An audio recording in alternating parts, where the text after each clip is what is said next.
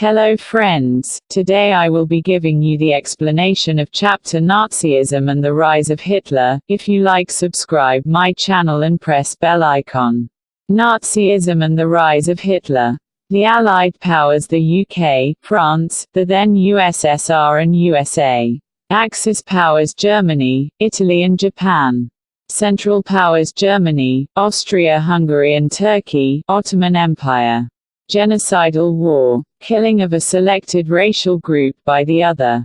Under the shadow of the Second World War, Germany had waged a genocidal war against Jews.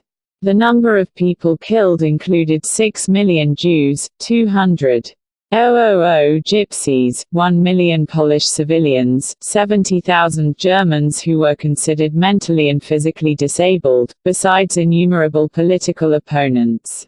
Nazis devised an unprecedented means of killing people, that is, by gassing them in various killing centers. What was International Military Tribunal?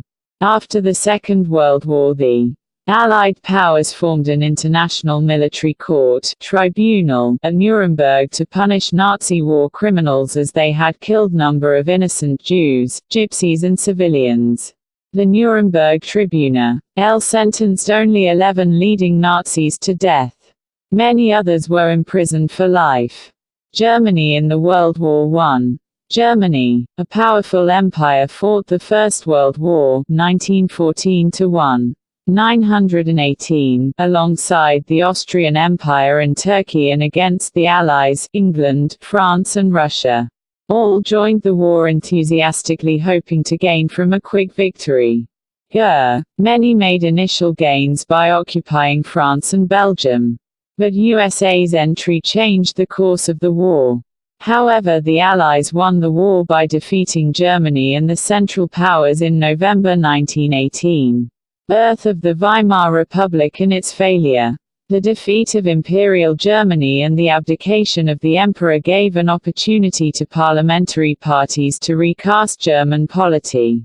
A National Assembly met at Weimar and established a democratic constitution with a federal structure. The Weimar Constitution had some inherent defects, which made it unstable and vulnerable to dictatorship. One defect was proportional representation. It is the government in which each party get no of seats according to the votes they got, not only a one-party rules. This made achieving a majority by any one party a near impossible task, which led to a rule by coalitions, 2 or 3 parties joined together. Another defect was Article 48, which gave the President the powers to impose emergency, suspend civil rights and rule by decree, no limits.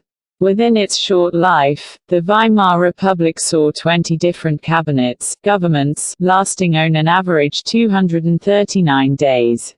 And a liberal use of Article 48. People lost confidence in the democratic parliamentary system, which seemed to offer no solutions except Hitler. Weimar Republic is actually referred to time period when Weimar Constitution was followed. Versailles Treaty, a peace treaty signed between Allied powers and Germany. Germany lost its overseas colonies, a tenth each of its population and 13% of its territories. 75% of its iron mines and 26% of its coal mines were given to France, Poland, Denmark and Lithuania. The Allied PORs demilitarized Germany not to possess more than 1 lakh soldiers, weaken its power. Germany was made responsible for the First World War and damages the Allied countries suffered. Germany was forced to pay fine amounting to £6 billion for war destructions as countries saw him responsible for war. The Allied armies also occupied the resource-rich Rhineland for much of the 1920s. November criminals. Many Germans held the new Weimar Republic responsible for not only the defeat in the war but the disgrace at Versailles. Those who supported the Weimar Republic, mainly socialists, Catholics and Democrats, became easy targets of attack in the conservative nationalist circles. They were generally called as the November criminals. The effects of the World War I in Germany. Psychological effect, social effect. The First World War left a deep imprint on European society. Soldiers were placed above civilians. Politicians and media laid great stress on the need for men to be aggressive, strong and masculine. Aggressive war propaganda and national honor led to popular support for conservative dictatorships. Political radicalism, political effect. The birth of the Weimar Republic coincided with the revolutionary uprising of the Spartacist League on the pattern of the revolution in Russia. The political atmosphere here in Berlin was charged with demands for Soviet-style government. But the uprising was suppressed with the help of a war veterans organization called Free Corps.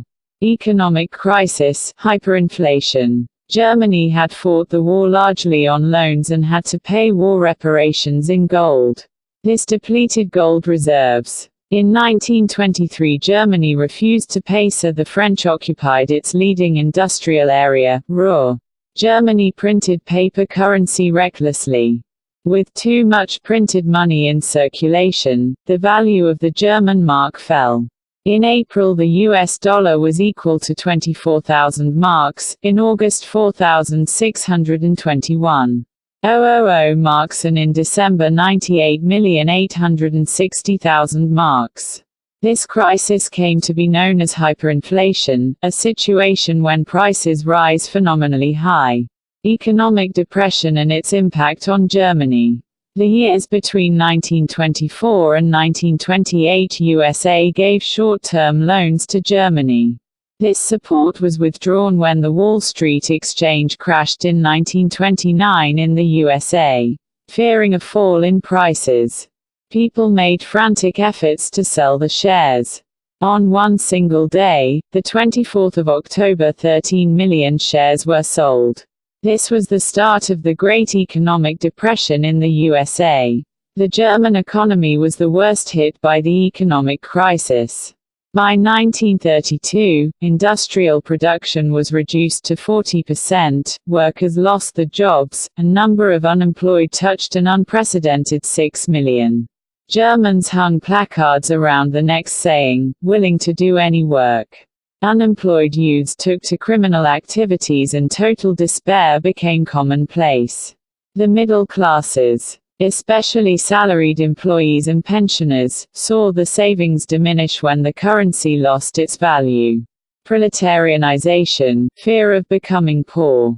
The rich, small businessmen, middle class and self-employed persons developed a fear that at any time they would become poor and come to street in poverty. This group began to support Hitler and his ideas. Hitler's promises. Hitler promised to build Germany into a strong nation. Hitler promised to undo the injustice of the Versailles Treaty and restore the dignity of the German people. He promised employment for those looking for work. He promised to secure the future of the youth. He promised to weed out all foreign influences and all foreign conspiracies against Germany. Hitler's destruction of democracy. On the 30th of January 1933, President Hindenburg offered the chancellorship to Hitler. Having acquired power, Hitler set out to dismantle the structures of democratic rule. A mysterious fire that broke out in the German Parliament building and the fire decree of the 28th of February 1933 was passed, which indefinitely suspended civic rights like freedom of speech, press and assembly. Then he turned on his arch-enemies, the communists, most of whom were hurriedly packed off to the newly established concentration camps. The repression of the communists was severe. The socialists, Democrats and Catholics also were arrested and killed. On the 3rd of March 1933, the famous Enabling Act was passed. This act established dictatorship in Germany. It gave Hitler all powers to control over the economy, media, army and judiciary. Special surveillance and security forces were created to control and order society in ways that the Nazis wanted. Apart from the already existing regular police in green uniform, the Gestapo, secret state police, the SS, the protection squads, Criminal police and the security service (SD). The police forces arrested, tortured and killed the undesirables.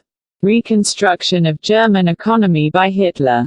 Hitler assigned the responsibility of economic recovery to the economist Hjalmar Schacht, who provided employment through a state-funded work creation program. This project produced the F.A. Maus German superhighways and the people's car, the Volkswagen. In foreign policy also Hitler acquired quick successes. He reoccupied the Rhineland in 1936, and integrated Austria and Germany in 1938 under the slogan, "One People, One Empire, and One Leader." He then went on to wrest German-speaking Sudetenland from Czechoslovakia, and gobbled up the entire country. In all of this he had the unspoken support of England and France. These quick successes at home and abroad seemed to reverse the destiny of the country. Hitler invested hugely in rearmament as the state still ran on deficit financing. Hitler chose war as the way out of the approaching economic crisis which led to Second World War. Germany in the World War II. In September 1939, Germany invaded Poland. This started a war with France and England.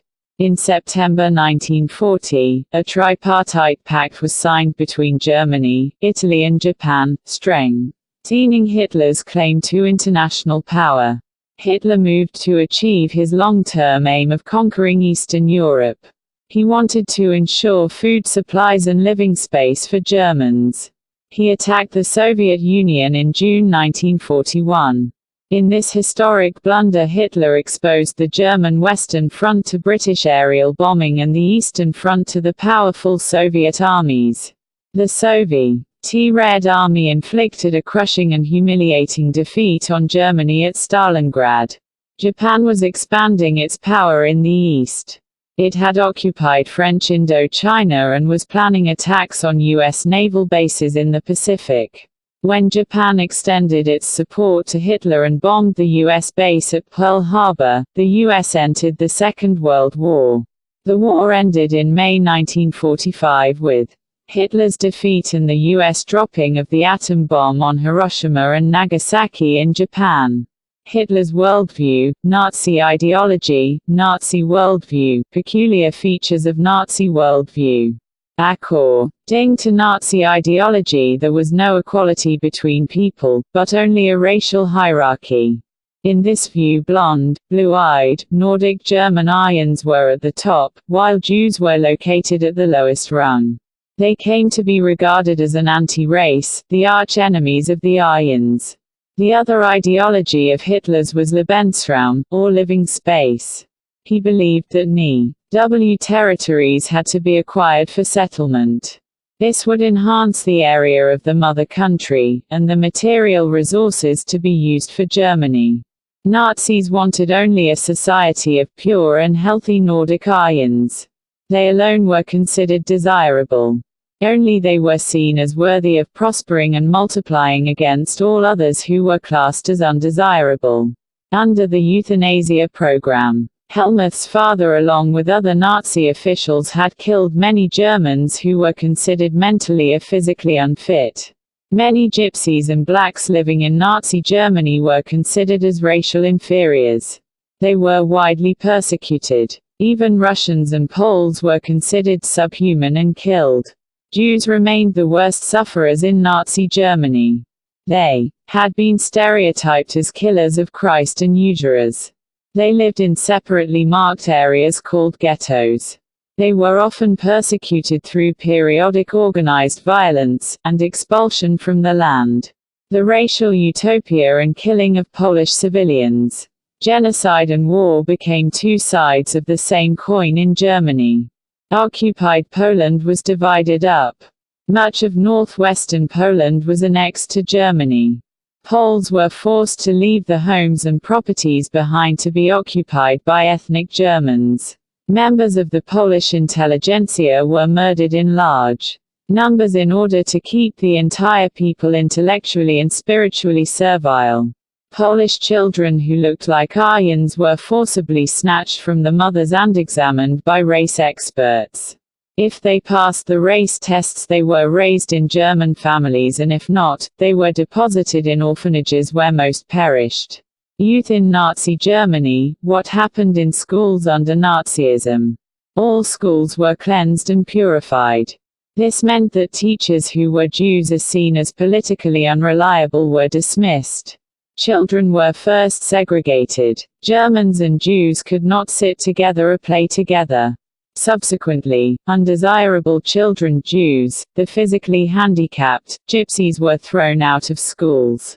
Good German children were subjected to a process of Nazi schooling, a prolonged period of ideological training. School textbooks were rewritten. Racial science was introduced to justify Nazi ideas of race. Stereotypes about Jews were popularized even in classes. Children were taught to be loyal and submissive, hate Jews, and worship Hitler. Even the function of sports was to nurture a spirit of violence and aggression among children. Hitler believed that boxing could make children iron-hearted, strong and masculine. Youth organizations were made responsible for educating German youth in the spirit of National Socialism. 10-year-olds had to enter Jungvolk. At 14, all boys had to join the Nazi youth organization called Hitler Youth, where they learned to worship war, glorify aggression and violence, condemn democracy, and hate Jews, communists, gypsies and all those categorized as undesirable. The Nazi cult of motherhood. While boys were taught to be aggressive, masculine and steel-hearted, girls were told that they had to become good mothers and rear pure-blooded Aryan children. Girls had to maintain the purity of the race, distance themselves from Jews, look after the home, and teach the children Nazi values. In Nazi Germany, all mothers were not treated equally. Women who bore racially undesirable children were punished, and those who produced racially desirable children were awarded. They were given favored treatment in hospitals and concessions in shops, theater tickets and railway fares. To encourage women to produce many children, honor crosses were awarded. A bronze cross was given for 4 children, silver for 6 and gold for 8 or more.